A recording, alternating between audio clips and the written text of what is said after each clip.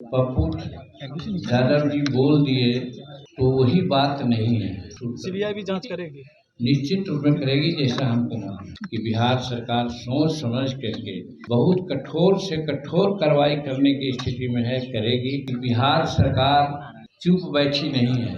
SIT का गठन हो गया है।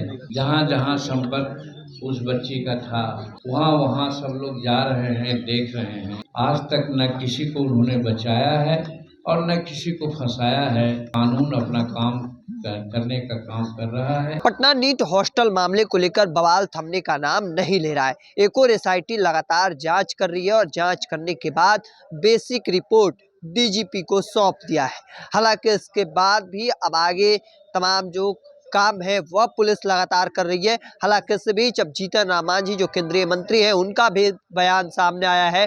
उनका कहना है कि जो जांच एजेंसियां हैं वह काम कर रही है, सीबीआई के लोग भी लगे हुए हैं। देखिए यह बड़ा बयान सामने आया है। चूंकि एक और एसआईटी का टीम गठन हो चुका है, जांच पड़ताल हुआ है।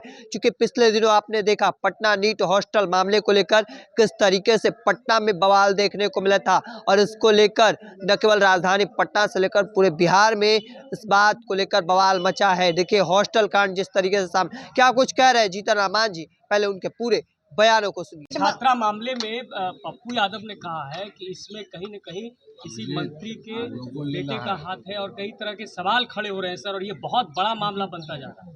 देखिए पप्पू यादव जी बोल दिए तो वही बात नहीं है। बहुत लोगों के दिमाग में बहुत प्रकार की बात आती है, लेकिन ये सोचना चाहिए कि बिहार सरकार चुप बैठी नहीं है। एसआईटी का गठन हो गया है।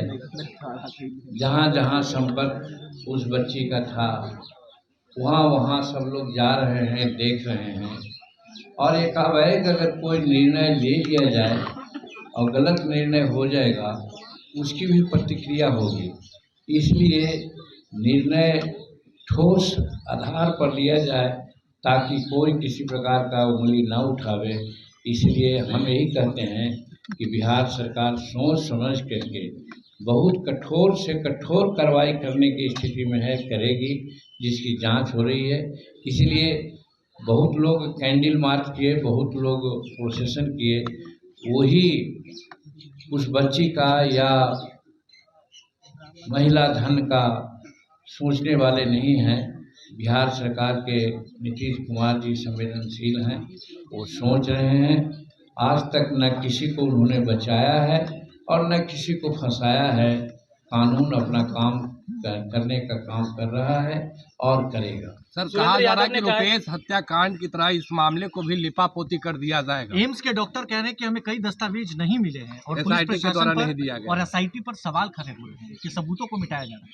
जैसे जब एसआईटी गठित हुआ है और सुनने में यहाँ तक आया है कि सीबीआई के लोग भी इसमें लग गए हैं, तो जो हमारी जांच एजेंसियां हैं हर स्तर पर जिसकी चर्चा लोग करते हैं वो लोग लगे हुए हैं और उन लोगों को हर हालत में जो गलतियां हुई है या घटना हुई है उसका वो लोग उद्भेदन करेंगे और उद्भेदन उपरांत समुचित कार्रवाई होगी। इसलिए कौन क्या कहता है इस पर नहीं जाइए।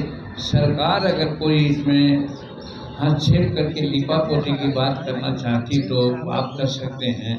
और 20 से कई साल से नीतीश कुमार जी हैं, न किसी को बचाने का काम किया है न किसी को फंसाने का काम किया है।